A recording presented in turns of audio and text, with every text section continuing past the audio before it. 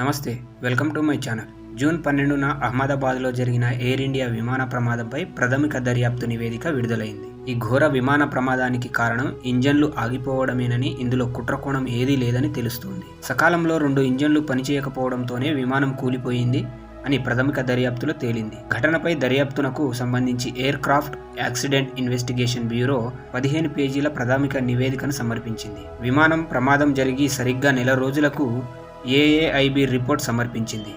ఘటన జరగడానికి ముందు ఏమైంది, ఇంజన్ స్వభావం ఎలా ఉంది, వాతావరణ పరిస్థితులు, ఇలా అనేక అంశాలు లోతుగా పరీక్షించి ఈ నివేదికను రూపొందించింది ఏఏఐబి. టేకాఫ్ అయిన కొద్ది క్షణాలకే ఫ్యూయల్ సప్లై ఆగిపోవడంతో 2 ఇంజన్లు పనిచేయడం మానేశాయి. ఎందుకు ఫ్యూయల్ కటాఫ్ చేశావు అని ఒక పైలట్ అడగగానే నేను కటాఫ్ చేయలేదు అని రెండో పైలట్ చెప్పాడు. కాకాపిట్ ఆడియో రికార్డులో ఈ వాయిస్ ఉంది. ఇంజన్లు పవర్ను కోల్పోగానే ఆటోమేటిక్గా హైడ్రాలిక్ పవర్ వచ్చేలా ర్యామ్ ఎయిర్ టర్బైన్ కనెక్ట్ అయి ఉంది. దీనికి సంబంధించి ఫుటేజ్ కూడా ఏఏఐబి దగ్గర ఉంది. వెంటనే ఇంజన్లను రీస్టార్ట్ చేయడానికి పైలట్లు ప్రయత్నించినా లాభం లేకుండా పోయింది. ఇంజన్ 1 రికవరీ అయినా ఇంజన్ 2 మొరాయించడంతో 32 సెకండ్లలోనే విమానం కూలిపోయిందని నివేదిక తెలిపింది. విమానంలో ఫ్యూయల్ క్లీన్ గానే ఉందని, ఎటువంటి కలుషిత పదార్థాలు లేవని రీఫ్యూయలింగ్ అథారిటీస్ ద్వారా తెలిపింది.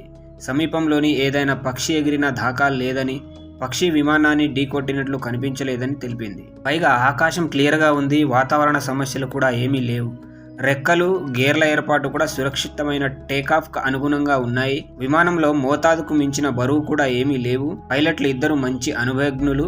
ప్రయాణ సమయానికి ఎటువంటి మానసిక ఒత్తిడి లేకుండా పూర్తి ఆరోగ్యంతో ఉన్నారని ఏఏఐబి చెబుతోంది.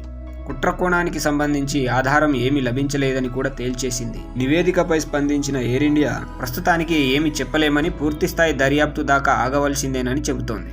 ఈ వీడియో కనుక మీకు నచ్చినట్లయితే ప్లీజ్ లైక్, షేర్, సబ్స్క్రైబ్.